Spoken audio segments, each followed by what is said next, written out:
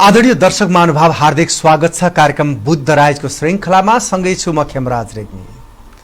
आजको विषय अलिकति पृथक विषय बन्ने छ। लामो समयदेखि भारतमा रहेर आईटी क्षेत्रमा काम गर्दै आउनुभएका र सँगै नेपाल र भारतको राजनीतिलाई गहिरोसँग अध्ययन गर्न सक्ने व्यक्तित्व। नेपाल वास्तवमा भारतीयहरूबाट किन वास्तवमा हेपिरहेको छ, यसको मूल कारण के हो? स्वयं नेपालको नेतृत्व वर्गहरू सक्षम होइनन् या भारतीयहरू नेपालको राजनीतिमा कसले नेतृत्व गर्छ भनेर हेर्ने हुन्? यावत कारण र सँगै पछिल्लो समय नेपाली कांग्रेसका नेताहरू भारतीय जनता पार्टीसँग भेटघाट गरेर फर्केका छन् यो विषय र सँगै एमसीसी नेपालमा कतिको प्रयुक्त छ, यावत सन्दर्भमा आज हामीले घनीभूत रूपमा कुराकानी गर्दैछौँ। आज हामीसँग आईटी इन्जिनियर जो लामो समयदेखि भारतमा रहेर आफ्नो कार्य सम्पादन गरिराख्नुभएका व्यक्तित्व, जो एउटा असल विश्लेषकको रूपमा पनि उहाँ परिचित हुनुहुन्छ, सुनिल कुमार गौतम, जो इन्जिनियर पनि हुनुहुन्छ। आउनुहोस् यो कार्यक्रममा म उहाँलाई स्वागत गर्न चाहन्छु। एउटा स्वागत छ। धन्यवाद। सर्वप्रथम तपाईँहरूले बोलाएर एउटा आफ्ना विचारहरू प्रकट गर्ने जुन एउटा अवसर दिनुभयो, यसको लागि म हार्दिक कृतज्ञतासहित आभार व्यक्त गर्दछु। आराम हुनुहुन्छ सुनिलजी? आराम। तपाईँ लामो समयदेखि भारतको दिल्लीमा बस्दै आउनु भएको छ। खास गरी नेपाली परिवेशभन्दा भारतीय परिवेशमा तपाईँ धेरै भिज्नु भएको छ। हजुर। अहिले पछिल्लो समय भारतको अवस्था के छ? त्यहाँका राजनीतिक पार्टीहरूको जुन एउटा उताप चढावका घटनाहरू घटिरहन्छन्, त्यहाँ नेपालीको स्थिति कस्तो छ, यो सन्दर्भबाट आजको कार्यक्रम सुरुवात गरौँ। कस्तो भयो भने खेमजी, भारतको मैले चाहिँ एउटा एनालाइसिस गर्दाखेरि भारतको भन्दा नेताहरूमा मैले हाम्रा नेताहरूमा धेरै परिपक्वता देख्छु। त्यहाँको राजनीति जस्तो हामी कहाँ के छ भने विकास र समृद्धिका कुरा हुन्छन्। एउटा बसै भए पनि सिद्धान्तको कुरा हुन्छ, एउटा लेफ्ट विङ छ, एउटा राइट विङ छ। तर त्यहाँ अहिले हालचालमा आएर के देखियो भन्दा नितान्त धर्म केन्द्रित एउटा राइट विङ भन्दा दक्षिणपन्थीको एउटा राजनीति छ, त्यो हाबी भइरहेछ। त्यहाँ मैले एउटा इक्जाम्पल के दिएँ भने, त्यो कोरोनाको टाइममा चाहिँ त्यहाँ इन्फ्रास्ट्रक्चरहरू केही डेभलप भएको थिएन, त्यो भएर मान्छे दुखी भएन। तर अयोध्यामा राम मन्दिर बन्ने भयो, कोर्टले निर्णय दियो, त्यो कुराले खुसी छन् मान्छेहरू। भनेपछि त्यहाँको राजनीति कहिले काहीँ त्यहाँको डेमोक्रेसीलाई नै खतरा बनाइरहेछ कि त्यहाँको राजनीतिले। राजनीतिक नितान्त धर्म केन्द्रित छ, एउटा जात केन्द्रित, धर्म केन्द्रित। त्यहाँको राजनीति भनेको हिन्दुत्वको आधारमा राजनीति गरिएछ। त्यो वास्तवमा 21st सेन्चुरीमा आएर त्यसरी राजनीतिक हुनु चाहिँ उचित चाहिँ होइन। डेमोक्रेसीको लागि उचित पनि होइन, हामीहरू छिमेकीको लागि उचित पनि होइन। त्यसो भए नेपाललाई भारतले हेर्ने दृष्टिकोण भनेको नेपालमा जसरी एउटा जुन ढङ्गबाट चाहिँ तपाईँको धर्मनिरपेक्षता संविधानमा लेखियो नि, लादियो नि, त्यो कारणले गर्दाखेरि भारतको हेर्ने दृष्टिकोण बदलिया हो, फरक भयो हो? त्यसो भए तपाईँको धारणा अनुसार होइन, धर्मनिरपेक्षता कस्तो थियो भने खेमजी, एउटा कुरो के भन्दा हाम्रा नेताहरूमा एउटा भारतले दबाउने भन्दा पनि हाम्रा नेताहरूले तिनीहरू आफै मानसिकतामै दासत्वको मानसिकता भयो क्या। हामी भारतीयहरूका दासत्व हौँ, भारतीयहरूले केही गरिदियो भने हाम्रो यहाँ परिवर्तन हुन्छ भन्ने एउटा साङ्ग्रो मानसिकताको प्रतिफल नै यो हो। इन्डियनहरूले हेप्ने भन्दा नि हामी हेपिन चाहछौँ कि। आज चाहिँ कस्तो हो भने, जस्तो धर्मनिरपेक्षता कुरा थियो नि, यत्रो हामी 80%, 80% भन्दा धेरै मान्छेहरू हिन्दू छन् नेपालमा। धर्मनिरपेक्षता कसले मागे हो? जस्तो यिनीहरूले एउटा संविधान बनाउनुभन्दा अगाडि सबैसँग डाटा कलेक्ट गरेका थिए नि, त्यहाँ कुनै नेपालीले चाहिँ नेपालमा धर्मनिरपेक्षता हुन्छ भनेर लेखेको थियो र? लेखेको थिएन। यिनीहरू के भन्दा कस्तो भने त्यहाँको इम्प्याक्ट यहाँ आउने। त्यति बेला जुन बेला यहाँ हामीले संविधान गऱ्यौँ, त्यति बेला चाहिँ भारतमा सोनिया गान्धी भन्नेको एउटा नेतृत्वमा मनमोहन सिंह प्रधानमन्त्री भए। उनी के भने उनी क्रिस्चियन हुन्। उनले त्यो इन्डियामा पनि तिनीहरू कहिले भन्दा जहिले पनि कङ्ग्रेसहरू मुस्लिमप्रति सफ्ट कर्नर देखाएर तिनीहरूले जितिया हुन् चुनाव, जुन माइनोरिटी ग्रुप छ। अनि त्यही कारण भएकोले उनले पनि नेपालमा के भने यहाँ धर्मनिरपेक्षता भएपछि उनले हिन्दुत्वलाई रुचाइनन्। उनको कारणले उनैकै एउटा प्रेसरबाट नेपालमा पनि धर्मनिरपेक्षता चाहिँ गाँथ दिएको हो। यो कारण के भन्दाखेरि हाम्रो यहाँ चाहे हामी लेफ्ट विङको कुरा गरौँ या राइट विङको कुरा गरौँ या हामी 7 सालको क्रान्ति कुरा गरौँ, हामीहरू कहिले पनि आफ्नो निर्णय आफै गरेनौँ। इन्डियाको यसम्यान भनेर यहाँको नेताहरूले काम गरेका छन्। त्यो एउटा नितान्त गलत परिवर्तन। त्यो कहिले पनि हामीमा म्याच्योर डेमोक्रेसी हुँदैन, परिपक्व लोकतन्त्र हुँदैन। आज पनि नेपाली काङ्ग्रेस नेताहरू इन्डिया जानुपर्ने, इन्डियासँग किन सोध्नु पर्यो?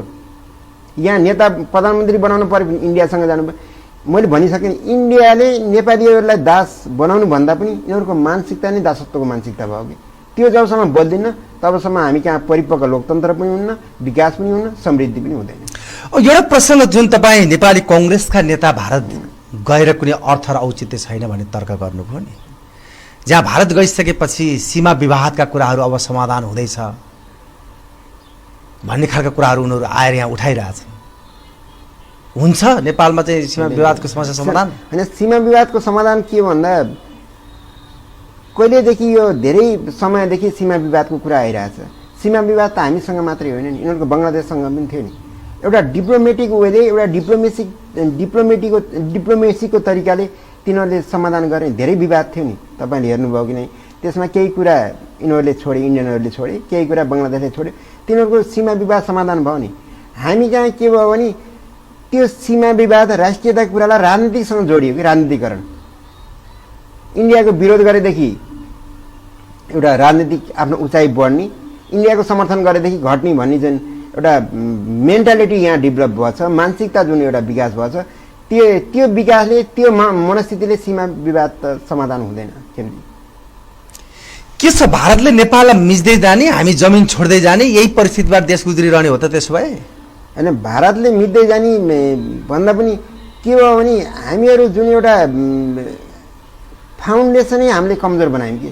कमजोर के बनायौँ भने जस्तो राजा महेन्द्रको पालामा चाहिँ कालापानीमा सेना आएर बस्यो नि, त्यसको एउटा निश्चित अवधिको लागि बस्यो होला नि। जस्तो चीनसँग हाम्रो तिनीहरूको युद्ध थियो, युद्धको लागि एउटा प्लेटफर्म बनाए, त्यसपछि इस्युहरू किन उठाएनन् त? त्यसपछि वीरेन्द्र राजा आए, वीरेन्द्र यिनी कुराहरू त अब तपाईँहरूले एउटा निश्चित समयका लागि हामीले यहाँ सेना राख्न दिएको, अब तपाईँहरूले सेना फिर्ता लैजानुहोस् भनेर त्यो किसिमको एउटा बोल्ने किसिमको हामीसँग राजनीतिक संरचना नभएको पनि हो, संयन्त्र नभएको हो। अब त्यो जमानादेखि गरेको कुरालाई अब अहिले आएर चेन्ज गर्छु भनेर त्यति सजिलै चेन्ज हुन्छ जस्तो मलाई लाग्दैन। जस्तै तपाईँ भारतको नयाँ दिल्लीमा बस्नु छ, अहिले पनि तपाईँ बसाइ भारतमै छ, त्यहाँ एउटा आइटी इन्जिनियरको रूपमा पनि तपाईँ काम गरिराख्नु भएको छ। भारतमा बौद्धिकताको सम्मान गरिन्छ कि जसको क्षमता भन्दा पनि तपाईँ कोसँग कसको लिङ्क छ त्यसको आधारमा सम्मान गरिन्छ? बौद्धिकताको त्यहाँ मूल्याङ्कन छैन, किनकि छैन है, छैन। त्यो कस्तो भने एउटा कुरा के भयो भने यिनीहरू चाहिँ ब्रिटिसको उपनिवेश भएका हुन्। यिनीहरूमा जुन एउटा गुलामी भन्छ नि, त्यो गुलामीको कन्सेप्ट आज त्यो एउटा पोलिटिक्समा मात्रै पनि होइन, प्रोफेसनल जुन एउटा अर्गनाइजेसनमा पनि त्यस्तो किसिमको छ कि यिनीहरूमा बौद्धिकताको कदर हुने, बौद्धिकताको मान्छेलाई मान्ने भन्ने त छैन। जहाँ जसको पावर छ, बाहुबली मान्छे छन्, त्यस्ता मान्छेहरू मात्रै पोलिटिक्समा देखिरहेछ। अहिले यो मोदीको कार्यकालमा आएर अलिकता चेन्ज भयो कि भन्छ जस्तो लाग्थ्यो, त्यस्तो चेन्ज पनि देखिएन। तिनीहरूमा पनि अब अमित शाह भनेको स्वयं एउटा बाहुबली मान्छे हो, ऊ पावरमा आइरहेछ। त्यस्तो जुन एउटा बौद्धिकताको किसिमको, बौद्धिक मान्छेलाई सम्मान गर्ने किसिमको राजनीति इन्डियामा डेभलप चाहिँ भएको मैले देखिनँ। मैले एकजना चाहिँ साथीसँग सोधेँ, ऊ चाहिँ बिजेपीको समर्थन थियो, तपाईँहरूले यो भारत त धर्मनिरपेक्ष देश हो, यहाँ चाहिँ त्यो मुसलमानहरूलाई गाली गर्ने, मुसलमानहरूको विरोध गर्ने गर्दा मान्छे खुसी हुने किन हो भनेर मैले उनीसँग प्रश्न गर्दा उनले के भन्यो भने, सुनिल यिनीहरूलाई यसरी छोडिदिने भने त यिनीहरू मेजोरिटीमा आउँछन्, हामी हिन्दूहरू माइनोरिटीमा आउँछन्, यिनीहरूलाई त यहाँबाट लखड्नुपर्छ। त्यहाँको बौद्धिक किसिमको मान्छेमा पनि त्यस्तो मानसिकता बन्नेछ भने बौद्धिकताको राजनीति, बौद्धिक किसिमको इन्टेलेक्चुअल पोलिटिक्स त त्यहाँ कसरी छ भन्ने हो। अब तपाईँ इन्डियामा बसेर सरसर्ती हेर्दाखेरि थुप्रै नेपालीहरू कामको लागि, मामको लागि भारत जाने गर्छन्। ग्रासरुटबाट हेर्दा तिनीहरूको अवस्था कस्तो छ, छर्लङ्ग हुने गरी बताइदिनुहोस् त। उनीहरू कस्तो छ भने खेमजी, एउटा कुरो इन्डिया जाने क्रम चाहिँ कम भएको छ अहिले। यो जुन ग्लोबलाइजेसन भयो, इन्डियाभन्दा राम्रो गल्फ कन्ट्रीमा आउने के आउने, इन्डिया जाने क्रम त कम भएको छ। हामी जस्तो मेरो बुवामा जाँदाखेरि त्यो हामीहरू मध्यपश्चिमको जस्तो गुल्मी स्याङ्जाको मान्छेहरू जान्थे, अहिले चाहिँ सुदूरपश्चिमका मान्छेहरू धेरै गइरहेछन्। त्यहाँ गएर तिनीहरूले काम त गरिरहेछन्, काम पनि हाइली इन्टेलेक्चुअल काम छैन, निम्न स्तरको काम गरिरहेछन्। के चौकीदार गर्ने, के मजदुरी गर्ने, के गर्ने। जीवनयापन गर्न सजिलो उनीहरूलाई छ कि छैन भन्ने प्रश्न हो मेरो खास गरी। जीवनयापन गर्न त सजिलो त के भन्दा कुनै परदेशी हुने भनेको आफैमा बाध्यता हो। अब सजिलो भएर त बाध्यता त अप्ठ्यारो परेर बाध्यता हुने हो। तिनीहरू त्यहाँ गएर त्यति सजिलो चाहिँ छैन। एउटा लाइफ एउटा कस्तो छ भने लाइफ स्टाइल भनौँ जीविका निर्वाह गर्ने कुराहरू यहाँभन्दा त्यहाँ सस्तो चाहिँ छ। तपाईँ एउटा नेपालमा यति राम्रो आइटी इन्जिनियर, तपाईँको क्षमता सिप र सिर्जना यही देशको लागि बेच्नुपर्ने थिएन? किन बाध्य हुनुभयो तपाईँ भारत जान? बाध्य यथार्थ खोलिदिनुहोस् न। त नेपाली भूमिमा हुनुहुन्छ तपाईँ। होइन, यथार्थ के हो भने खेमजी मेरो बुवामा सधैँ इन्डिया हुनुहुन्छ, सुरुबाट इन्डिया नै बस्नुभयो। बिचमा 2005मा मेरो एउटा मोटरसाइकल एक्सिडेन्ट भयो। मोटरसाइकल एक्सिडेन्ट भएपछि म 6 महिना बिस्तारामा भएँ। बिस्तारामा भएपछि बुवामा इन्डिया भएपछि मलाई इन्डिया जानु पर्यो। यहाँ मेरो कोही पनि मान्छे थिएनन्।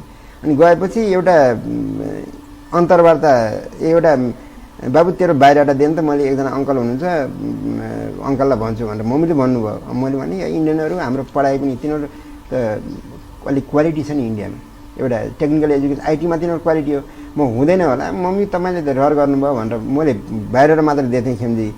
के भयो भने अनि त्यसपछि आज बायोडाटा दिएको, पर्सि चाहिँ इन्टरभ्यू हो जाऊ जाऊ भन्यो। इन्टरभ्यू दिएको। अब म यहाँ टिचिङ गरेर गइसकेँ, म लुम्बिनी इन्जिनियरिङ कलेज पढाउँथेँ। अब मैले त्यसले क्वेसन सोधेँ, त्यो क्वेसनहरू जो मैले सजिलै उत्तर दिएँ। उत्तर दिएपछि हुन्छ तपाईँ आउनुहोस् भने। अब एक्सिडेन्ट भएको थिएँ। अब त हामीहरूको यहाँ फर्केर पनि अहिले यस्तो आइटीको राम्रो भएको हो जस्तो जति बेला हामी पास आउट गऱ्यौँ त्यति बेला थिएन खेम्दै यहाँ आइटीले। आइटी पढेका केटाहरू पनि सबै टिचिङमै आएको थिए, त्यस्तो राम्रो थिएन। अनि त्यसपछि त्यहाँ भइयो, भएपछि जीविका निर्वाह त्यतै गर्न थालेँ। यता आउने कोसिस पनि गरेँ। फेरि अब वहाँ गएपछि सबै कुराहरू एउटा सिस्टम पनि चेन्ज हुँदो रहेछ कि। दिल्लीमै यहाँको घर छ, अपार्टमेन्ट छ, आफै खरिद गर्नु भएको छ हैन? हजुर हजुर। सहज ढङ्ग भनौँ ऐसन आरामले बस्नु भएको छ। आराम भन्ने त कहीँ न कहीँ यस्तो हुन्छ खेमजी। अब मैले तपाईँले क्वेसन सोध्नुभयो, जति परदेश गर्छन् नि तिनीहरूमा प्रोस्पेरिटी त होला, प्रोस्पेरिटी भनेको समृद्धि होला, ऐश्वर्य होला, तर दे हेभ नट डिग्निटी। तिनीहरूसँग जुन एउटा डिग्निटी हुन्छ नि त्यो कुरा परदेशमा हुन्न खेमजी। मैले पनि त्यो अनुभव गरेको छु। तपाईँ आफू त जानुभयो, ल ठिक छ, तपाईँको बाबा पनि जानुभयो, तपाईँका सन्तति पनि अब भारतमै बस्ने भयो नि। त्यसो भए त अब त्यो देखायो दिनले? होइन, त्यो त्यस्तो होइन, ग्लोबलाइजेसन छ। मेरो बच्चाहरू त्यहाँबाट इन्डिया छोडेर अर्को देशमा पनि जान सक्छन् कि। अब त्यो ग्लोबल अपर्च्युनिटी हो, ग्लोबलाइजेसन हो। अब देशमै बसेर भनेर त त्यो छैन। यो ग्लोबलाइजेसनको परिभाषा नै त्यही हो। तपाईँसँग जहाँ राम्रो अपर्च्युनिटी हुन्छ त्यहाँ जान सक्नुहुन्छ, तर मनले म नेपाली हुँ हुनु पऱ्यो। म मनले नेपाली हुँ। अब म त्यहाँ एउटा कामको सिलसिला त्यहाँ गए पनि अब डिजिटल मिडिया भइरहेछ, म आर्टिकलहरू लेखिरहन्छु नेपालको बारेमा, तपाईँसँग बिचमा टेलिभिजनमा कुराहरू भइरहेको छ। त्यही भएर त्यो के हो भने अब कामको सिलसिलामा अवसरको सिलसिलामा जहाँ गए पनि मन नेपाली छ।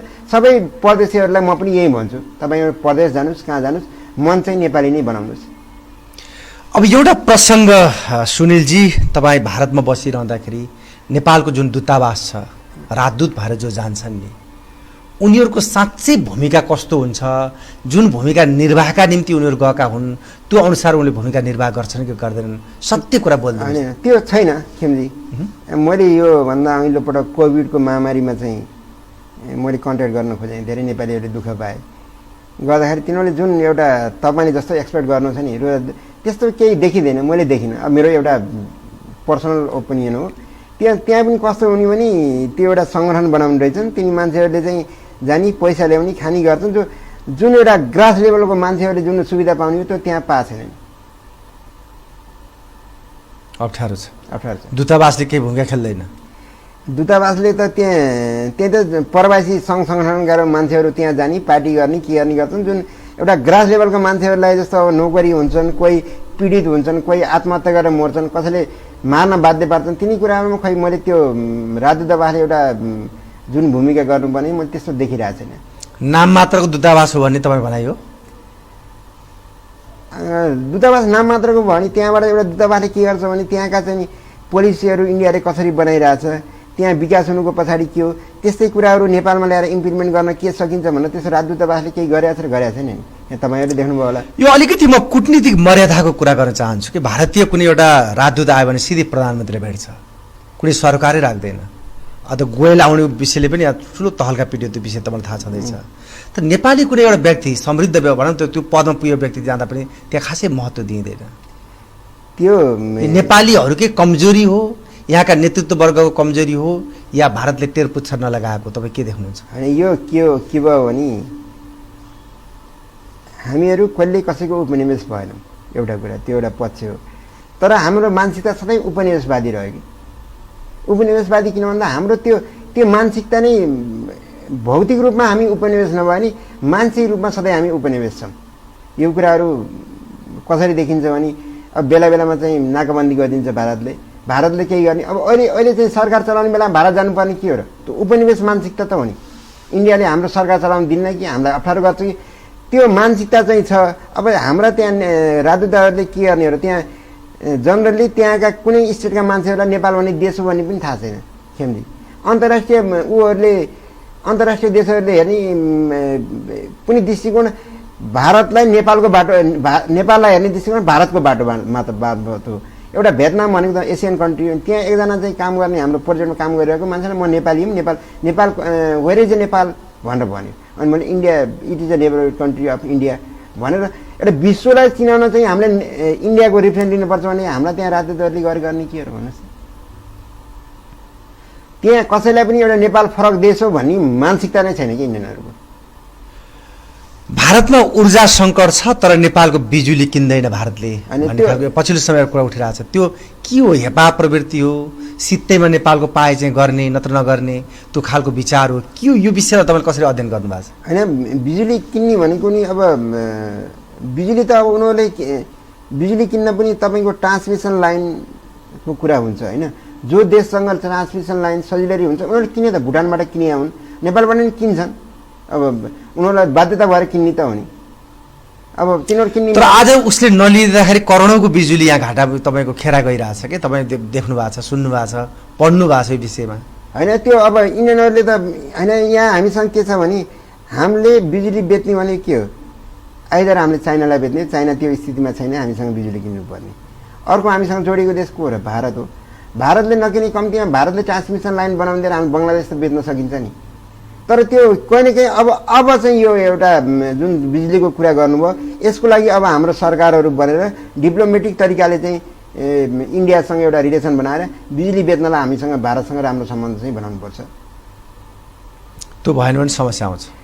त्यो भएन भने हामी यही कन्ज्युम गरौँला। अब एउटा जुन हामीले इन्डिया त्यसले त इन्डियालाई घाटा हुने हो नि। हामीहरू ग्यास इन्डियाबाट नमगाएर सबै हामी बिजुली चुल्हामा पकाउन थाल्यौँ भने त्यो घाटा कसलाई हुने हो? त इन्डियालाई हुने हो। अब त्यो एउटा व्यापारिक रूपमा अब कसरी चाहिँ सरकारले ट्याकल गर्छ यो कुरालाई भन्ने एउटा सरकारको एउटा भिजन, दृष्टिकोण, सरकारको तरिकामा पनि भर पर्ने कुरा हो। अब तपाईँले यो एमसिसीको बारेमा नजिकबाट तपाईँले निहालेर अध्ययन पनि गर्नुभएको छ। हजुर, ठुलो विरोध भएको छ नेपालमा। यस विषयमा तपाईँको धारणा के हो? खास यस्तो कस्तो हो भने एमसिसी भनेको मिलेनियम च्यालेन्ज कर्पोरेसन हो। तपाईँले चाहिँ नेपालमा हेर्नुभयो भने हाम्रो बजेटको 2 खरबको बजेट छ।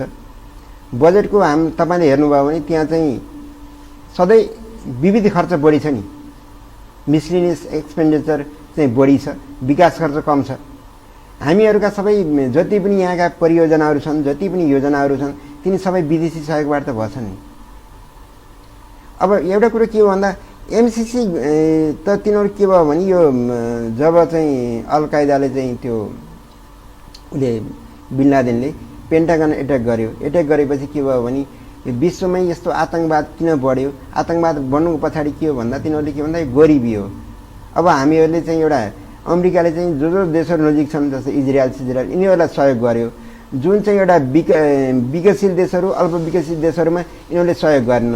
अनि यसो भएपछि अब हामीले कसो गरौँ भन्दा यिनीहरूले के भन्यो भने हामी एउटा मिलेनियम च्यालेन्ज कर्पोरेसन बिल क्लिन्टनको टाइममा चाहिँ उनीहरूले जुन देशमा चाहिँ एउटा बलियो लोकतन्त्र छ, एउटा राम्रो सक्षम नेतृत्व छ, एउटा पारदर्शी व्यवस्था छ, त्यहाँ चाहिँ हामीले सहयोग गरेर त्यहाँको गरिबी निवारण गर्ने, त्यहाँ एउटा ह्युमन डेभलपमेन्ट मानव विकास गर्ने किसिमले हामीले सहयोग गरौँ भनेर तिनीहरूले एमसिसी इस्टाब्लिस गरेका हुन्। जति बेला उनीहरूले एमसिसी 2002मा यिनीहरूले यो गरे हुन् त्यति बेला चाहिँ यो यस्तो चीन र यो उसको अमेरिकाको जियो पोलिटिक्सको क्राइसिस पनि थिएन। त्यो पछि आएर त्यो भएको। अनि तिनीहरूले त्यो गर्दाखेरि उनीहरूले के भन्यो भने अब कुन देशहरूलाई दिने, कसरी दिने त भन्दा एउटा निश्चित मापदण्ड बनाए। मापदण्ड अनुसार नेपाल चाहिँ 1 नम्बरमा पर्या हो। दक्षिण एसियाकी देशहरूमा नेपाल चाहिँ पहिलो हो जसलाई एमसिसी दिने भने। त्यो एमसिसीको डिमान्ड पनि नेपालले गरे हो। अब उनीहरूले दिएपछि उनीहरूको के छ भने तपाईँले अहिलेसम्म जति पनि हेर्नुभयो मेलम्चीमा कति बजेट आयो तपाईँलाई थाहा छ? को लगानीकर्ता हुन् त्यो थाहा छ? थाहा छैन नि। त्यो पनि त कसैले दिएको, त्यसको त विरोध भएन। आज जति पनि परियोजना बनेका छन् त्यो विरोध भएन। यो त ट्रान्सप्यारेन्ट छ नि, पारदर्शी छ। 55 अरबको बजेट पैसा दिने, त्यसमा चाहिँ 14 अरब नेपालले लगानी गर्ने अनि यति वर्षमा यसलाई कम्प्लिट गर्ने। अब हामीलाई अहिले तुरुन्तै चाहियो भने के हो? तपाईँले भर्खरै भन्नुभयो नि बिजुली किन्ने मान्छे, बिजुली किन्नुभन्दा बिजुली बेच्ने बाटो त बनाउनु पर्यो नि, ट्रान्समिसन लाइन हो। त्यो कस्तो भयो भने यहाँ बिजुली बनाउनु त धेरै कम्पनीहरू नेपालमा आउने गए, किनभने त्यहीबाट प्रफिट हुन्छ। त्यो बिजुली लैजाने ट्रान्समिसन लाइन बनाउनु त कोही पनि आउन्न नि, त्यसबाट आउटकम आउन्न नि, केही पनि आउटकम आउनेमा त मान्छे लगानी गर्छ नि। होइन, त्यो 55 अरब रुपियाँ यी नेताहरूले कहीँ कतै भ्रष्टाचार गरेनन् भने यही देशबाट जोगिँदैन? जहाँ एउटा स्वायत्त चाहिँ तपाईँको व्यवस्था, नेपालको कानुनभन्दा माथि, यी सारा कुराहरू हेर्दाखेरि भोलि चाहिँ वास्तवमा अमेरिकाको नीति भनेको त तपाईँको चाहिँ सही ढङ्गबाट काम गर्ने भन्ने नहुन पनि सक्छ, गुलामको रूपमा राख्ने भन्ने पनि हुनसक्छ भन्ने जुन भाव नेपाली जनतामा परिरहेछ। अनि एमसिसी प्रति कसरी सकारात्मक हुनसक्छ? होइन, एमसिसी प्रति त्यसको लागि त सरकार उत्तरदायी हुनु पर्यो नि। एमसिसी जुन सङ्गठन एमसिसी नेपाल भनेर गरेका छन् तिनीहरूले त्यो त यो कुरा के भन्दाखेरि यहाँ त यो देश कस्तो हो भने एउटा उसले सतीले सरापेको देश भन्छ नि। यहाँ तपाईँले यसो केही पनि छैन नि। तपाईँले यो धेरै वर्ष अगाडि हो, म त्यति बेला बिएससी पढ्थेँ। यहाँ ऋतिक रोशन भन्ने एउटा चाहिँ हिरोले चाहिँ मुझे नेपाल पसन्द नहीं, नेपाल अच्छा नहीं भने पनि मान्छे चाहिँ हो लो यसले यस्तो बनाऊ भनेर मान्छे उफ्रेर नाना थरी कुरा गरे। त्यो कुरा गर्दैमा त्यो मानसिकता बदल्ने त्यो के हो भनेर त्यो भन्ने निकाले राम्रोसँग गर्न पर्यो नि। एमसिसी गलत छैन, एमसिसी कुनै हालतमा पनि गलत छैन। आज तपाईँ जे बोलिराख्नु भएको छ त्यो अफ द रेकर्ड यो सुनिरहेका छन् जनताले। भोलि कथम कदाचित एमसिसी पास भयो र त्यसले सकारात्मक मोड लिएन भने दोषी तपाईँ पनि हो। फेरि सत्य बोल्नुहोस्। सत्य हो। एमसिसी किनभने अहिलेसम्म के भएको थियो भने जति पनि हामीसँग योजनाहरू आए त्यो योजनामा चाहिँ सरकारले भ्रष्टाचार गर्न पाउँथे, आफ्ना मान्छेहरूलाई त्यहाँ नोकरी ल्याउन पाउँथे। यसमा भ्रष्टाचार गर्न पाउँदैन नि। उनीहरूले अडिट गर्ने भनेको छ नि, हामीले अडिट गर्छौँ भनेको छ। तिमीहरूले लगेर पैसा तिमीहरूले जुन कुराको लागि माग्यो त्यो कुराको लागि नगएर तिमीले अन्त युज गर्ने हो कि त्यसमा करप्सन हुने हो कि भनेको छ। अनि संसदमा पास गर्ने भनेको छ। सबभन्दा अहिले एउटा ठुलो च्यालेन्ज भनेको त्यही। तपाईँलाई लाग्छ सही नियतले सही ढङ्गबाट चाहिँ तपाईँ एमसिसी नेपालमा प्रवेश हुँदैछ भनेर? आज कयौँ देशमा एमसिसी ब्याक भएको तपाईँले सुन्नुभएको छैन? ब्याग पनि ब्याग जस्तो तान्जानिया भन्ने देशमा यिनीहरूले एमसिसी दिएको थिए। एमसिसी त्यहाँ तिनीहरूको लगानी गरिरहेको थिए। त्यसपछि त्यहाँ के भयो भने त्यो स्थानीय चुनावमा चाहिँ तिनीहरूले धाँधली गरे। भनेपछि यहाँ चाहिँ एउटा राम्रो किसिमको सिस्टम रहन्छ, राम्रो किसिमको एउटा व्यवस्था रहन्छ, यहाँ एउटा लोकतन्त्र म्याच्योर रहन्छ भनेर उनीहरूले विथड्र गरे। विथड्र गर्न त पाए नि। सबभन्दा ठुलो जहाँ जहाँ भएछ नि त्यहाँ चाहिँ सबभन्दा दुर्भाग्य के भन्दा एमसिसीलाई राजनीतिकरण गरियो कि त्यो गर्नु हुँदैन। त्यो तपाईँ एकचोटि हेर्नुहोस् त अफगानिस्तानतर्फ फर्केर हेर्नुहोस् त। अमेरिकाले नि होइन अफगानिस्तान हेरेको होइन, त्यो एमसिसी र अफगानिस्तान मैले तपाईँलाई खास जब अमेरिकनहरू प्रवेश भइसकेपछि देशको अभिगति कस्तो हुन्छ भन्ने कुरा त्यहाँ अनुमान गर्न सकिन्छ सकिँदैन? होइन, त्यो अमेरिकी प्रवेश त हामीसँग अमेरिकी प्रवेश गरेका त छन्। तपाईँ आफै देख्नु भएको छ होइन? नेपाल चाहिँ भारत र चीनको बीचमा रहेको देश हो। हजुर, चीनसँग अहिले पनि तपाईँ अमेरिका टक्कर हान्छ। यस्तो देशमा अमेरिकनहरूको दबदबा बढ्न थाल्यो भने चाहे त्यो एमसिसीको नामबाट होस् या अन्य नामबाट भोलि के होला? यहाँ नेपाल रणभूमि नहोला भन्न सकिन्छ? रणभूमि केही पनि हुँदैन। एमसिसी गलत थियो या एमसिसीको कारणले चाहिँ यिनीहरूको एउटा जुन एउटा नेपाल र अमेरिका चीनमा पोलराइजेसन बढ्ने त्यस्तो कुरा भयो त चाइनाले कुरा उठाउनु पर्यो नि। यहाँ एमएसएलले भनि त हामीलाई केही तपाईँहरूले अनुदान लिनुहोस्, अनुदान लिएर हामीलाई केही समस्या छैन। जब चीनका मान्छेहरूले त्यो भनिरहेछन्, चीनको राजदूतले चाहिँ केही समस्या छैन भने पनि अब यहाँका नेताहरूले तपाईँले भने जस्तो सबै रणभूमि भन्छ भने त्यो संशोधन गरेर पास गर्ने कि त्यत्तिकै पास गर्ने त्यो भनिदिनुहोस् न। त्यसो भए संशोधन होइन, अब त्यो त अब बुदाहरू सबै ठिक छन्। बुदाहरू स्पष्ट रूपमा मैले भन्दाखेरि त्यो बुदाहरू मैले नेपालीमा ट्रान्सलेट गरेर पढेको, इङ्ग्लिसमा नेपाली ट्रान्सलेट गर्दाखेरि मैले कहिले काहीँ आर्टिकल हेर्दा त्यो गर्छु धेरै कुराहरू फरक पर्छन्। त्यो त अब त्यो सबै बुदाहरू अब कतिपय बुदाहरू चेन्ज गर्नुपर्ने पनि होला। अब त्यो किसिमको उनीहरूले कसरी गर्ने भनेर त त्यो होला होइन छ भन्नुहोस् न खास गरी होइन अब त्यो मैले अब त्यो कुन दृष्टिकोणले हेर्ने भने जस्तो संसदमा पास गर्ने यो सन्धि पनि होइन एउटा ऊ पनि होइन हामीले कसरी पास गर्ने भनेका छन् अब सबै देशहरूले पास गरिरहेछन् त मोरक्कोले लियो मोरक्कोमा राम्रो एउटा कुरा मैले सुनिलजी तपाईँसँग भन्न खोजेको कुरा के हो भने जम्मा 55 अर्बको प्रोजेक्ट हो त्यहाँभन्दा बढी त होइन त्यो पनि नेपाली रकम जोड्दाखेरि यदि ठुलो विरोध हुन्छ सारा जनताले यसलाई चाहिँ तपाईँ अमान्य मान्छन् भने त्यसको विकल्पमा जान सकिँदैन विकल्पमा कसरी जाने भन्नुहोस् त यो कुरा अलि मान्छन् भन्ने मात्रै पनि होइन कि पछि विश्वले के गर्ने त भन्नुहोस् त पछि हामी ट्रान्समिसन लाइनलाई एसियन डेभलपमेन्ट ब्याङ्कले ऋण दिनु पऱ्यो भने नेपाललाई त चाहिँदो रहन्छ किनभने सबैमा मेजर तपाईँले हेर्नुहोस् मेजर सेयर होल्डर अमेरिका हो आइदर तपाईँले चाहिँ एडिबीको कुरा गर्नुहोस् वर्ल्ड ब्याङ्कको कुरा गर्नुहोस् सबैमा मेजर सेयर चाहिँ अमेरिकन छ नि अमेरिकाको त्यहाँ अधिकारीहरू त्यही भने हामीले एमसिसी दिँदा नेपाललाई ट्रान्समिसन लाइन बनाउनु चाहिएन भने हामीलाई अलिक किन ऋण दिने भन्छन् नि भोलि के हुने हो त्यसले त एउटा कस्तो भन्दा क्रेडिट घर छ नि नेपालको ठिक छ तपाईँ एमसिसीको पक्षधर एमसिसी नेपालमा लागू हुनुपर्छ यसले चाहिँ तपाईँको विकास निर्माणमा फड्को मार्छ भन्ने खालको युवा हजुर तपाईँ जस्तै सयौं युवाहरू सडकमा छन् अहिले तपाईँको आवाजलाई सुन्दैछन् हजुर भोलि तपाईँको यो भनाइको पछाडि विरोध आउला या सकारात्मक तपाईँलाई सम्मान गर्लान् त्यो सरकार विषय मसँग रहेन तपाईँ युवालाई कसरी सम्बोधन गरिदिनुहुन्छ भन्नुहोस् त कस्तो भने हामीहरू सँग पैसा छैन जहिले पनि हाम्रो बजेट आउँछ बजेटमा चाहिँ विकास खर्चभन्दा विविध खर्च बढी आउँछ सबै त्यो एउटा अब हाम्रा जति पनि यहाँ चाहिँ जति पनि योजनाहरू भएछन् विदेशीको सहयोगले भएछन् यसमा त के भयो भन्दा पहिला के हुन्थ्यो विदेशबाट पैसा आउँथ्यो कति भ्रष्टाचार गरे के गरे केही एउटा ट्रान्सप्यारेन्सी हुन्थेन यसमा एटलिस्ट ट्रान्सप्यारेन्सी त छ नि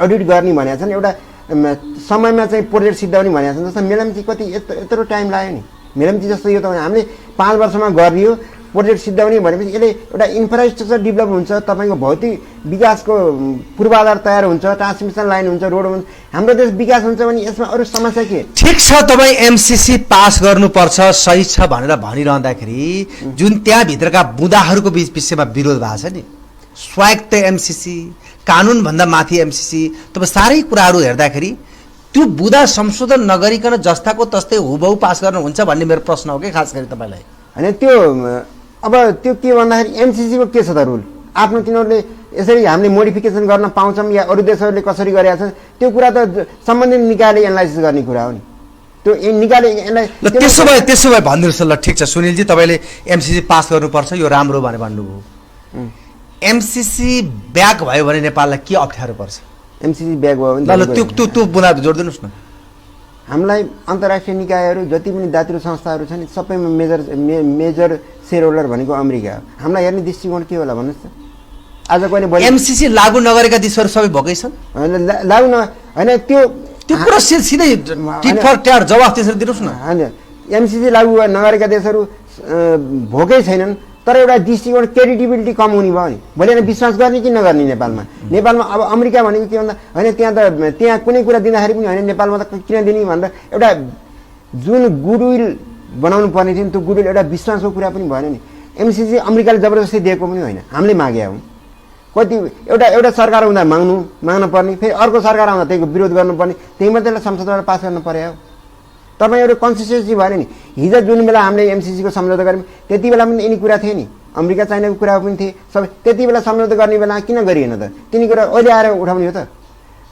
अहिले आएर उठाउनु पर्ने त के छ जुन बेला तपाईँले सम्झौता गर्नुभयो त्यति बेला पनि यिनी कुराले हाम्रो देशलाई खराब गर्छ भन्ने कुरा त्यति बेला हुनुपर्ने थियो नि अब अहिले आयो सबै कुरा भयो भनेपछि त त्यसो भए तपाईँको भाषामा तपाईँको भनाइमा सडकमा गरिने आन्दोलन बेकार हुन् बकम्फुस हुन् बिना अर्थमा चाहिँ सडकमा उफ्रिया छन् भन्ने तर्क हो नेपालीहरूलाई आन्दोलन गर्न के भयो मैले तपाईँलाई एउटा इक्जाम्पल दिएको थिएँ नि ऋतिक रोशनले मुझे नेपाल अच्छा नहीं लाग्छ भने पनि आन्दोलन गरेको हुन् त्यसको सल्युसन के अब ऋतिक रोशनलाई गएर मार्ने या त्यसलाई बोली फिर्ता त्यसको मुख टालिदिने आन्दोलन गर्छन् आन्दोलन गरे भन्दैमा त सबै बाबा त्यो ऋतिक रोशनको विषय र यो विषय उस्तै लाग्छ तपाईँलाई यो आन्दोलन भन्नुहुन्छ नि आन्दोलन गर्ने उस्तै लाग्छ तपाईँलाई अनि विषय त इस्युको चाहिँ विषय पनि बन्छ नि तपाईँहरूले यहाँ के एउटा त्यो पहिला चाहिँ त्यो मन्दिरहरूको त्यो गुठी समस्या थियो नि गुठी समस्या यहाँ सबभन्दा ठुलो कुरो के कसले यहाँ हामीलाई सांसद बनाउने नियम बनाउने कसले हो हामीसँग कार्यपालिका न्यायपालिका व्यवस्थापिका छ नि व्यवस्थापिकाले गरेका कुराहरू नमानेर आन्दोलन गर्ने भने त देश कसरी बन्छ भन्नुहोस् त